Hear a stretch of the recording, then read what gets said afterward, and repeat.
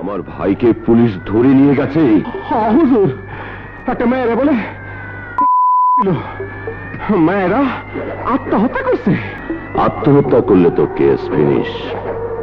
প্রমাণ করতে পারবে না যে আমার ছোট ভাই জাবেদ দোষী। কোনো সাক্ষী নেই, কোনো সাক্ষী নেই। মনি, ওদেরকে কোথায় যাচ্ছিস? তুই আমার সঙ্গে বাড়ি যাবি না? না রে, তুই জাবেদকে থাপ্পড় মারতে চেয়েছিস। হ্যাঁ, দিয়েছে তাই। ধোঁয়া কেন, মুখে চুমা দিলেও কেউ কিছু বলে না।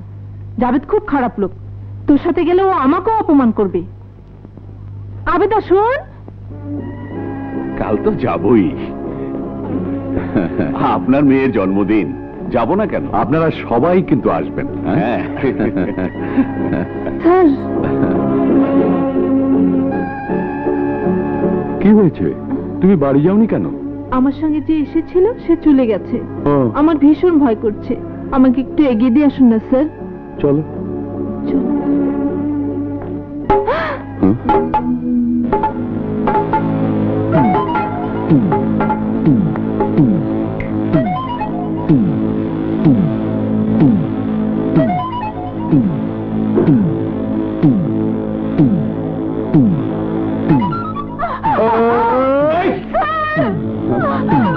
তোমার আমার খুব পছন্দ হয়েছে, তুমি আজই আমার লগে যাইবা। জাবেদ, তুমি কি করছো? ছেড়ে দাও ওকে। সালাম স্যার। কেমন আছেন স্যার? ভালো। এসব আপনি দেখেন না স্যার, ক্লাসে আপনি যখন পড়ান আমি কিছু দেখিও না, শুনিও না।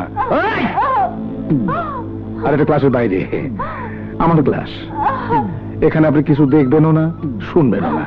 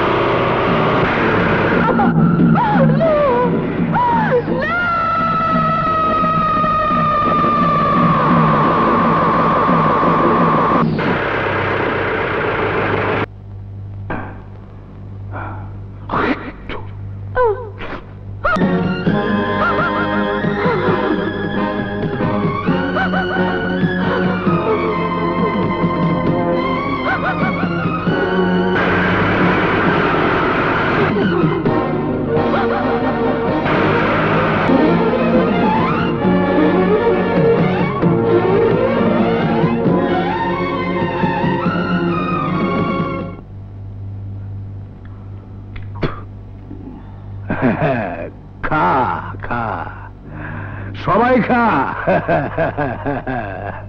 আজ সত্যিকারের একটা বাঘিনী পাইছিলাম,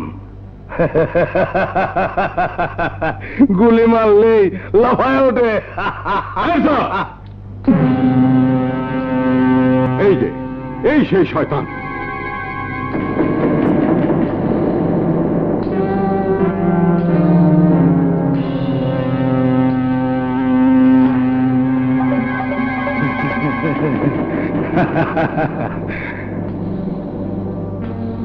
কাজটা ভালো করলেন না স্যার। আপনিও চলুন স্যার, আপনাকে একটা স্টেটমেন্ট দিতে হবে। শুধু স্টেটমেন্ট নয়, ওকে ফাঁসিতে ঝোলাতে যা করতে হয় আমি করব। এরকম চরিত্রহীন বদমাইশের এমন দৃষ্টান্তমূলক শাস্তি হওয়া উচিত যাতে আর কেউ কোনোদিন কোনো মেয়ের দিকে হাত বাড়াতে সাহস না পায়। হুজুর, হুজুর, আপনার ভাইরে বলে পুলিশে ধরে নিয়ে গেছে।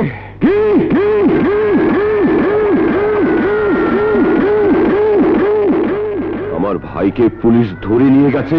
হ্যাঁ হুজুর, একটা মেয়েরে বলে মেয়েরা আত্মহত্যা করছে।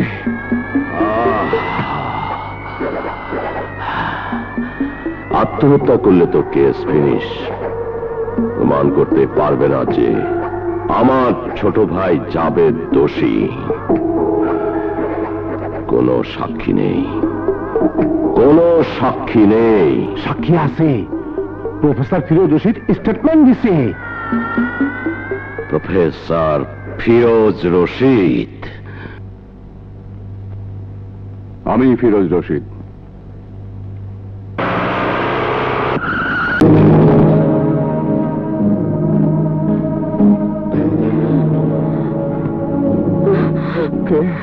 প্রফেসর, তুমি তোমার স্টেটমেন্ট ফিরিয়ে নাওনি। Good, very good.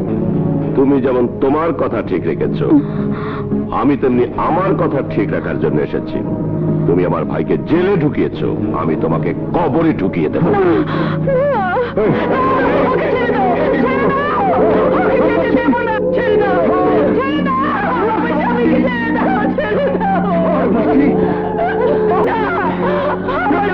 মারবে না, আমার স্বামীকে ছেড়ে দাও,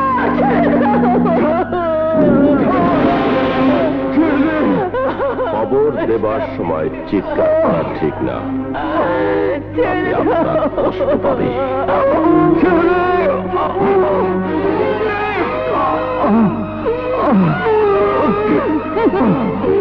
মাটি দিয়ে শেষ করে দেয় প্রফেসরের আদর্শ।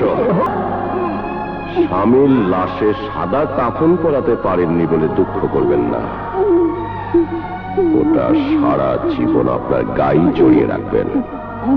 তোমাকে তো সাদা কাপড়ই পরতে হয়।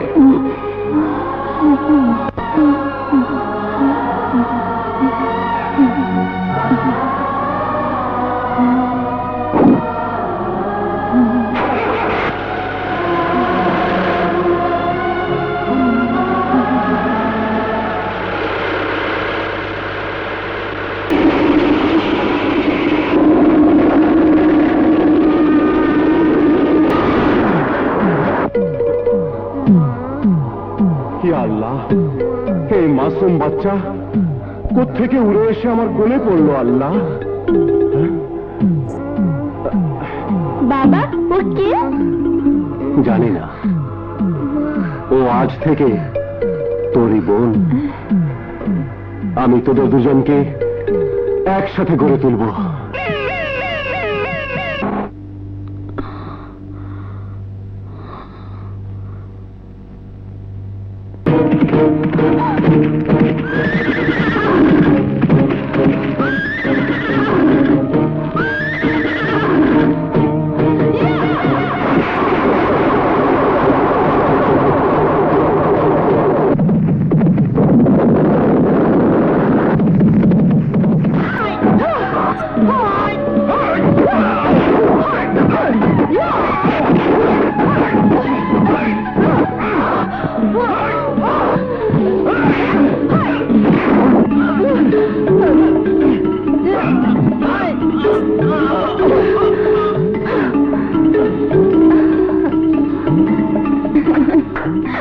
সাবাস বেটে, সাবাস। আমার শিক্ষার সবটাই তুই আয়ত্ত করে ফেলেছিস। আজ আমার ডান হাত বার্মা চলে যাচ্ছে, কিন্তু আমার বাম হাতের শক্তিও দেখছি সমান হয়ে গেছে। ভাইয়া, তুমি বার্মা যাচ্ছ কেন? ওস্তাদের হুকুম, আমার ওস্তাদের কাছে পাঠাচ্ছি। ওস্তাদ খবর দিয়েছে। ভাইয়া, এই দেখো, তোর মতো এরকম ক্যারাতে এক্সপার্ট মেয়ের চোখেও পানি না। শক্তিতেও পুরুষের চেয়ে এক্সপার্ট হলেও মনের মধ্যেও তো নারী, তাই ভাই চলে যাবার দুঃখে বোনের চোখে পানি তো আসবেই। হ্যাঁ, যা ওকে নিয়ে যা, ওকে বুঝিয়ে সান্ত্বনা দিয়ে তারপর রওনা হবে। হ্যাঁ, যা যা যা, যাও চল।